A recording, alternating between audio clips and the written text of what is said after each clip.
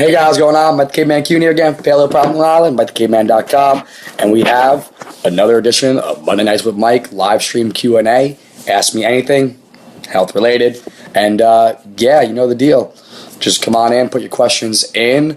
I'm going to go and pull up on my phone now, which again, same thing as usual. It's going to make some talking in the background because I can't figure out how to get it to be quiet. But that's because the issues I have with seeing your comments. But you know the deal, put the questions on in the comment.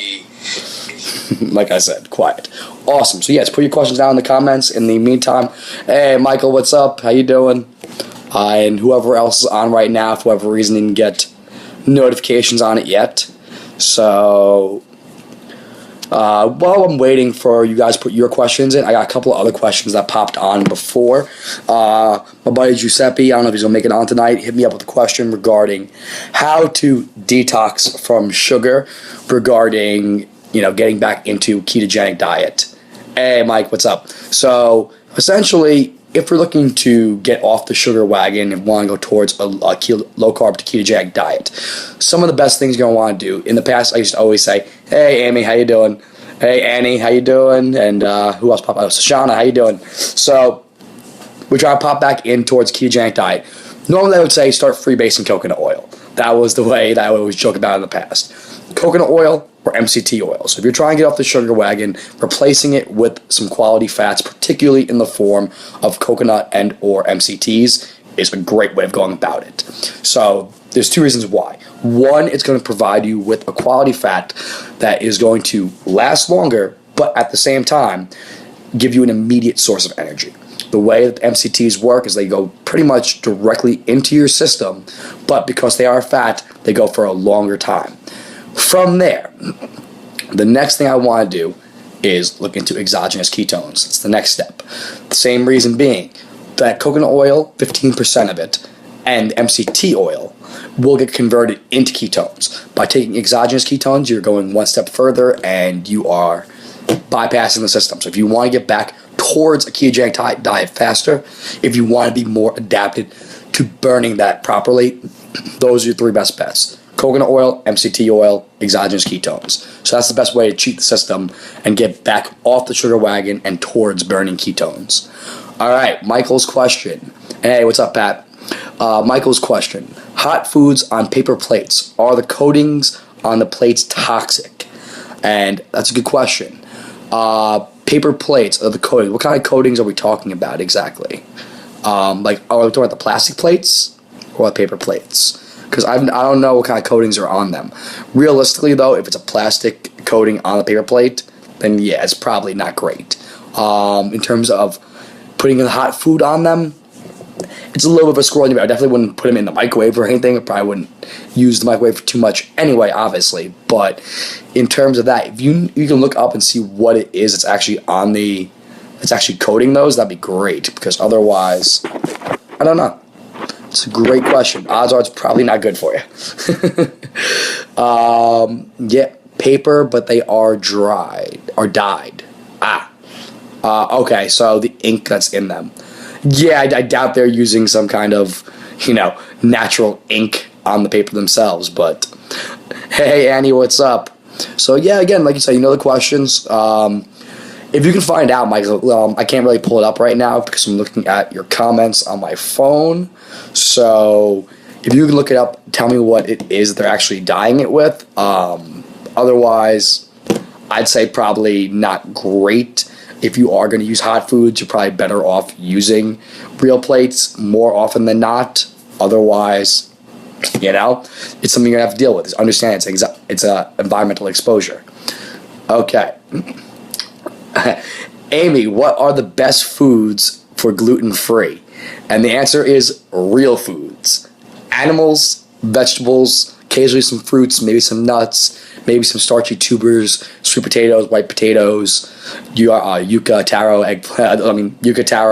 plantains, even a little bit. So in terms of those, in terms of gluten-free, I did a video on this the other day about gluten-free and diabetes, and the fact of the matter is, if you're going gluten-free, eat real foods. Don't just eat products. That's where problems start to happen. So the best foods are real foods. Animals, vegetables, call it a day. What are the reasons you'd want to be gluten-free?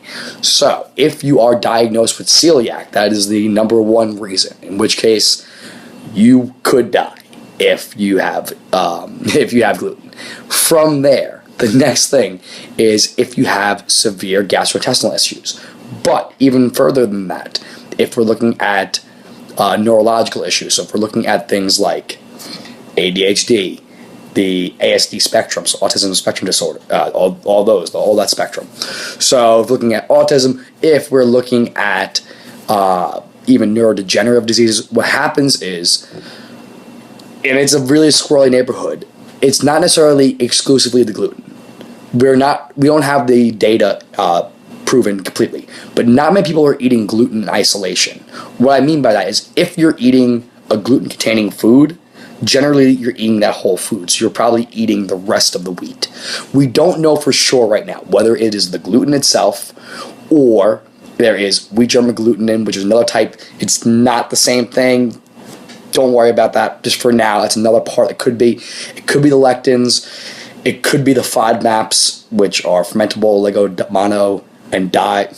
monosaccharides and polyols. Again, beyond the scope of what we're talking about right now.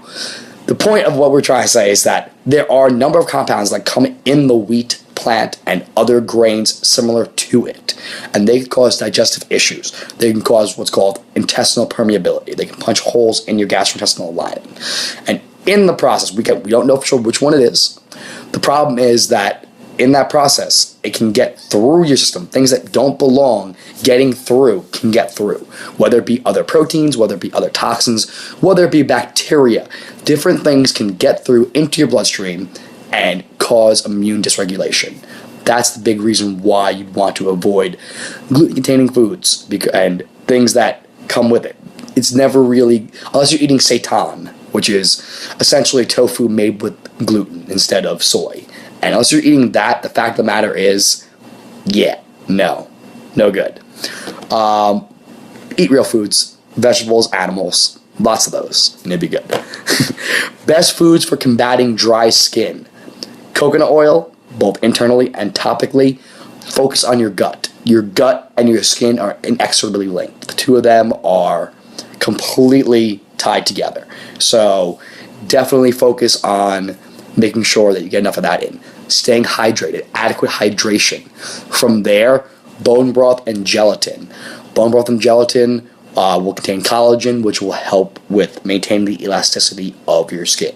So, hydration, elasticity, and coconut oil internally, externally. Focus on your gut. Okay? That's for Annie's question. Michael, phthalates and BPA. Ugh. So yeah, going back to that paper plate question from before, don't touch the paper plates with hot food. Don't do that often. Use real plates if you're going to be using hot food. Use real plates when you're going to be eating food, period, more often than not. But I understand, this is real life. You do have to use paper plates sometimes. So try not to use hot food on it more often than not. Use a real plate, generally. All right. Mike, what do you think of spirulina and chlorella?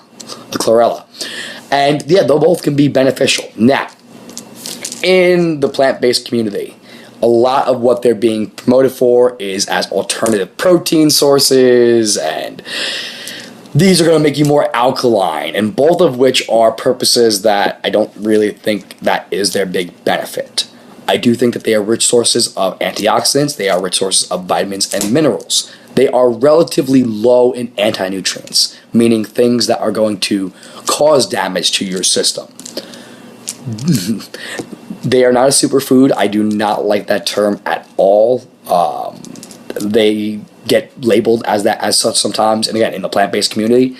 But can they have a role in a healthy diet? Yeah. Do I think that you need to have it that often? Meh. It's not really that consequential. They can definitely, they'll provide some benefit. So if you have it or you would like to take it, definitely go ahead. You're going to get some vitamins and minerals. You're going to get some antioxidant benefits. So it's going to help to reduce stress inside the body. There are, if we're talking about those two, there's, moderate amounts of protein, which for a plant, not terrible. There's a little bit of fiber. Yeah, it wouldn't necessarily be a terrible idea. It's not something that I think most people need per se, particularly if you're eating those vegetables. It should be all right. But hey, and I don't know who made it in and left out of all that, but I see Joanna, Katie, Vinny, you all jumped on. How you doing, guys? So far we've covered a little bit about toxicity of paper plates, how to kickstart sugar detox, gluten-free foods, reasons to be gluten-free, ways to battle dry skin, and we talked about spirulina and chlorella. I can never pronounce that one right. I always want to say cholera, which is a infectious disease and a whole different animal. Cholera is that one there where in Oregon Trail, if you're of the right age, where you had to play that, or you got to play that when you were a kid. Oregon Trail, like, oh, Kim, because he's on now, Kim died of cholera. And yeah, then you have to try and wade the river, and it's no good. So, what's up, Kim, now that you're wondering that there? So, yeah, cholera, which I always mispronounce, chlorella with, is a different thing. Cholera is bad, chlorella can be good. All right. Weird brain, stream of consciousness, brain thought aside, let's bounce back. Katie. Hey, someone told me that coconut oil can be used on sore nipples from breastfeeding. Is the coconut oil okay for babies, or should I be wiping it off before feeding? It was an Oregon Trail reference, Cam, so you got to be like super cool 90s baby kind of thing. Or 90s child, 80s baby. But back to Katie's breastfeeding story. No, coconut oil is absolutely okay for a child, particularly if, it's incidental exposure in terms of just a little bit, that's left behind, residual. I'm trying to be respectful about the way I'm saying this. So the little bit residual that's left behind, definitely not going to be a problem. The biggest issues we're looking at when we're looking at coconut oil in excess are usually gastrointestinal. Usually you get the runs, and even on baby system, pound for pound, the little bit that's going to be left over from applying it topically shouldn't be a problem. Is it okay for babies? Absolutely. Should you wipe it off? No. It'll probably actually be super beneficial. Because interestingly, side note on that, a major component of breast milk are MCTs, medium chain triglycerides. What do we say are the best dietary source of MCTs? Coconut oil. Coconut oil is an incredible source of MCTs. It's the primary one, in fact, and breast milk is also a source of MCTs. So babies are designed to eat predominantly ketogenic, as weird as it seems, because there is obviously sugar, there's lactose in the breast milk, and there is protein, obviously, but the vast bulk of your breast milk is going to be fat. So, fun little side note on that is that, yeah, coconut oil, not a problem. Yep. Yeah, I know. Oh, wow, Katie. Yes, exactly. It's a very interesting fact about that one. And I remember when I first learned that, I was like, oh, man, that's really interesting. But, yeah, Kim got to be used to be Oregon Trail. She died of cholera. Hey, Tavana, what's up? How you doing? Bobby, how you doing? Again, like we said, talked a little bit about a whole bunch of different things so far. Toxicity of paper plates. They do, in fact, have BPA and everything like that. They're BPA and phthalates. We talked a little bit about gluten-free, how to get there, why you want to do it, dry skin, how can we beat that. Spirulina and chlorella, because I still can't pronounce that word.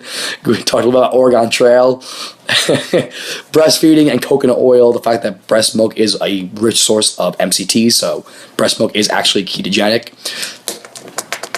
I guess keep that in mind if you are a husband of a lactating mom and you're trying to maintain a ketogenic diet. That might be the best way to get back into a ketosis. Answering Giuseppe's question from the beginning about how do I kick the sugar roller coaster, how I get rid of that blood sugar roller coaster and get back into ketosis? Drink your wife's breast milk. Probably shouldn't keep going with that. All right, let's get some more questions before this completely derails itself.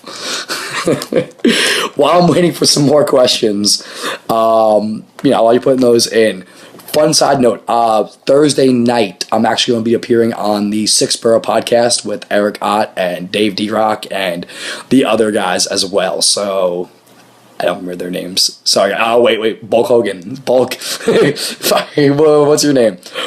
Who cares? Damn it. I'm forgetting the other guys' names. Sorry, guys. But D-Rock and Eric Ott, known them for a long time. So, keep on with them. Yes, forget exogenous ketones, Katie. Going with breast milk all day. Cambodian breast milk.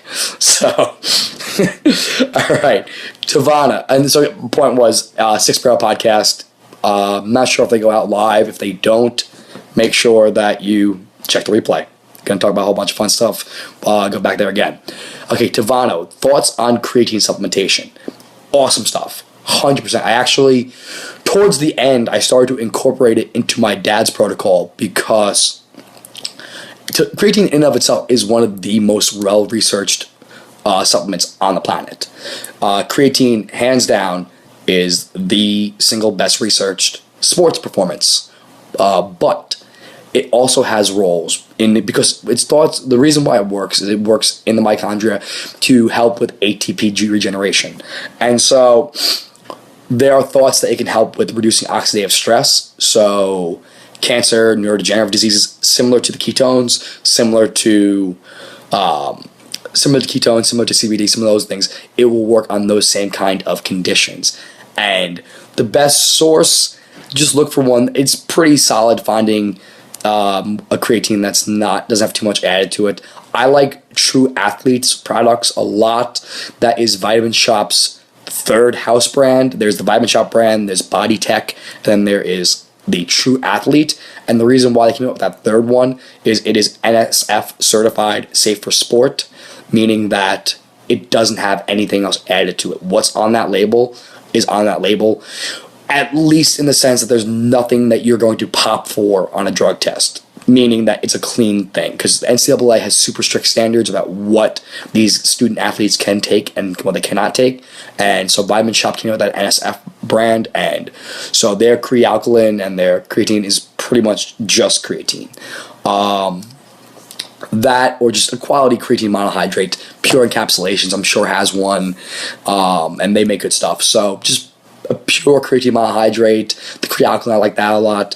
And like I said, side note, you'll be able to appreciate this, and some other people may be able to at this point. When it comes to energy sources, right? There's a couple different systems. The reason why, if you're going to do high energy, high intensity exercises, a ketogenic diet isn't always the most appropriate is because your body switches over to the glycolytic pathway. And what that means is burning sugar. So at a certain intensity, your body does start to burn sugar. At lower intensities, it burns predominantly free fatty acids and ketones. Ketones for the brain, free fats for the muscles, and for the other cells that don't use as much ketone or cannot use ketone. So low intensity, ketones and fats. High intensity, you use sugars. That's how you regenerate ATP in the mitochondria. Well, at super high intensity, so short bursts, like 7 to 8 seconds a burst, your body uses creatine. So that's where creatine comes in. There's creatine phosphate, and getting kind of deep into the biochemistry, you're going to be real quick with this, I promise, but ATP, primary energy source, adenosine triphosphate, Tri3. What happens is it drops off a phosphate, becomes ADP, diphosphate 2. So it loses that phosphate. One of the things that picks up that phosphate is creatine. Creatine phosphate then recycles that phosphate. So basically, I used this analogy the other day with my client Marae, and she actually really liked it. Essentially, think that ATP and ADP.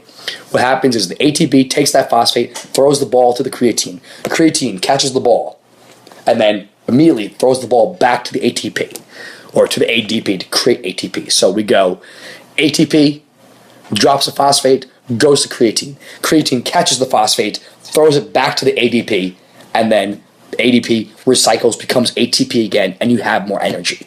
So hopefully that kind of made sense. It made sense the other day when we talked about it. So essentially what's happening is that creatine is a third energy system.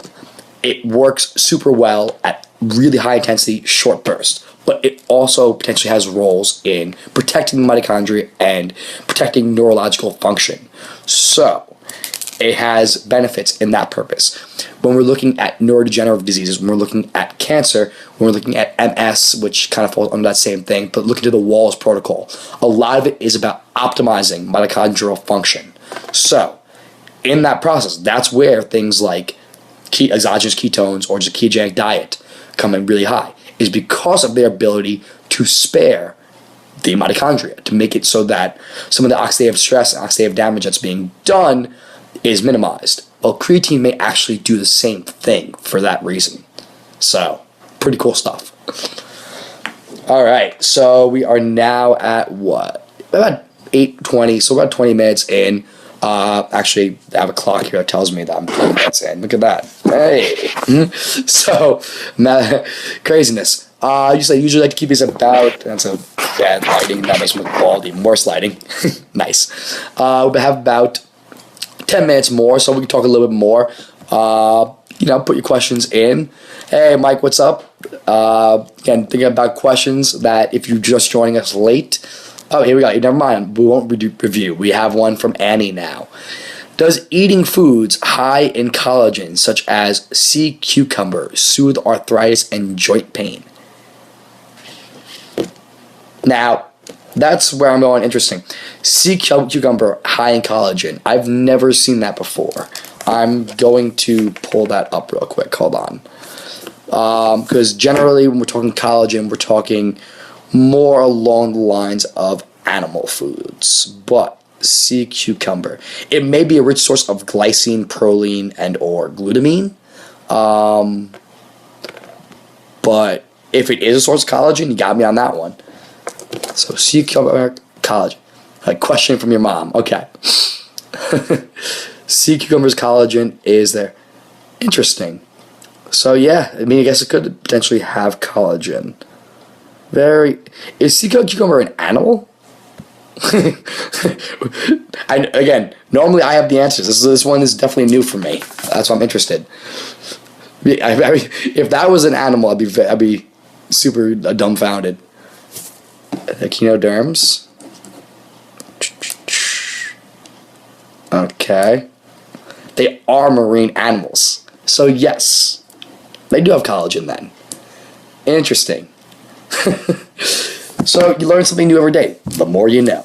Sea cucumbers are in fact animals. And yes, they have collagen. In which case, yes, foods that are high in collagen are incredible for arthritis and joint health, stability. So they aren't going to be pain relieving in the sense that they are going to, numb the knee. They're not going to numb the joints. They aren't going to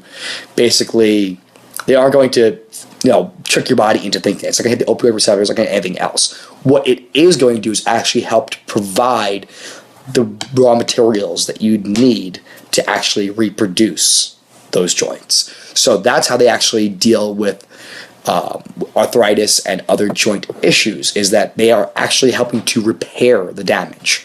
So, in this case, because cucumbers are in fact animals, it does appear that, yes, they would contain collagen. Definitely a possibility. Very interesting. Cool. Yes, there's your answer. Hey, Eileen, how you doing? All right. So again, recap on some of the things we talked about. Talked about sugars, and we talked about how to get out of the blood sugar detox. And oh, that makes sense. Thank you. Awesome. No problem. No problem. And that's a big problem. That's actually a big reason. And hey, Rosie, how you doing? That's a big problem, Annie, about why collagen works there and why we usually have these joint pains and skin issues. And it goes back to your first question there. While we have those skin issues, while we have the joint pain, while we have gastrointestinal issues, all things, and hair and nail, all things that collagen and gelatin could be great for. So the bone broths, the gelatins, all the things they could be good for. It's that we just simply don't eat it that much anymore. How often do you eat the skin on your animal anymore? How often do you eat oxtail and eat the bone marrow? How often do you make bone broth? And I'm not talking about cup noodle soup. You don't really have, or even just the beef stock that you get. Most of that is no longer actual bone broth. How often do you eat gelatin that's not Jello. Yeah, Jello has some, but then the sugar goes and throws everything off anyway. These are simply, or even better, your chicken wings. If you go to, eat a restaurant or you make chicken wings at your house, I eat the entire wing dry. I eat the entire thing from head to toe, from elbow to fingers, I guess, as it were. I eat the entirety of it, including the cartilage. Those are the parts people usually take it, throw it away. No, that is the part we're not eating, and historically we would have eaten that. Our bodies are designed and adapted to have had those nutrients, and they are the richest sources of them. We need that collagen. Some of the other things that are in there are the proline, the glycine, the glutamine, hyaluronic acid, MSM, basically a bunch of things that you would go and buy in supplemental form for your joints is already present in that bone broth. Why don't you do it? Our bodies are used to it. They need it, and that's why we see so many issues in those foods, in those areas, rather. Excuse me. All right, Kim had her bone broth last night. Yes, I know, and you were supposed to put together a recipe for your pho. Kim went and made some, Vietnamese soup based on some bone broth. She made the bone broth herself. She was going to do a contributing article that she didn't know she was going to be doing when she made the food, but she knows now that she was supposed to have done that, and so she didn't, and so that's her fault that she's not putting that together. But yes, she made some pho. Woo! My voice, I lost it a little bit over the weekend. I can't give you the true woo, Vic. I'm sorry. But the woo! That actually was nice. That was a decent one. How you doing, Sick Vic? How you doing, brother? All right, Michael. Any opinions on berberine? Do you think it could unstall weight loss on a ketogenic diet? Berberine, I've seen it mostly in the context of antimicrobial and not using it long term because of issues with the gut bacteria. What could you go a little more on what your thoughts are about in terms of? Oh, you know what? I have seen berberine being used with insulin sensitization, right? So give me a little more information on what you're looking for on that question, Michael. But in terms of using it to liberate the blood sugar or make yourself more insulin sensitive. I'm not 100%. So, Kim's going to get on that. Sick Vic's saying, yeah. All right. Yes, I'm still waiting for the recipe, Kim. Michael, like I said, you could put the comment in regarding it stops gluconeogenesis in the liver. Interesting. Okay. So, the problem I see with stopping gluconeogenesis completely is you still want some kind of sugar in the body. There is a minimal need. It's very, very minimal. And even in the cancer process, which, we may have had many a conversation about this, while you're trying to keep it pretty much at zero, you can't have it at 0.00. There is some level of sugar that is necessary, I still believe. It's like a gram. It's not as much as they do it, but it's not much. Brown sugar. What about it, Vic? Should you be eating it? No. No, brown sugar is not great for you. Sugar in most varieties isn't great overall. That being said, provided you are metabolically healthy, can you get away with having a little bit more sugar? Yes. Is the vast majority of people, or are the vast majority of people metabolically healthy? Nope. So, getting your drink in, getting your rapping in, getting your singing in is what I meant. Yeah, you get it, Vic. All right. So at this point, we're closing in on our 30-minute mark. Let's get some last questions, and I'll take maybe one more question, and then we're gonna call it. So, talk about a lot of good stuff today, though. So, let's see. Any last call? No? So sugar sucks. Yes, more often than not, you're going to be better off not going crazy on the sugar. Yes. Training purposes, you can get in some starches after workout, some fruit beforehand, but overall, not the best. So, yeah. you know the deal, guys. Head on over to Instagram, Twitter, follow Mike the Caveman. Please head over to YouTube if you haven't already. Head on over to there, to youtube.com. All right, we got one last real question, Devana. All right, awesome. Anyone who shouldn't supplement with creatine? Honestly, there really isn't too much. And what's up, Josh? How you doing? In terms of who shouldn't, not really. The biggest issues you're going to see is water retention, okay? And yes. So if you have pre-existing kidney issues, can it be problematic? Potentially, if you're not dealing with it otherwise. Yes, people that hate water too, Vic. That's a great one. What's interesting there on that end is that creatine actually can go really well with a ketogenic diet and or a exogenous ketones, because while the ketones and ketogenic diet are diuretic, the creatine does promote water retention. So they kind of balance each other out. But if you have a pre-existing issue with your kidneys, I may be more mindful of supplementing with creatine. Other than that, should be good to go. All right? So building off of that, like I was saying before, youtube.com/Mike the Caveman. Please go follow. I always say go follow MikeTheCaveman.com, subscribe over there. But we are working on it from the back end right now, so it is currently down. Hey, what's up, Josh? The two Josh is showing up the tail end there, but what's up, bros?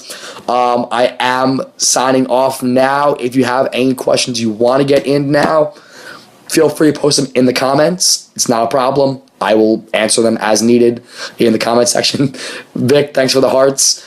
That being said, though, guys, put your questions in the comments. I'll answer them there. I will answer some more questions, every week, so every day. So send them over. Either message them to me, anything you have going on there.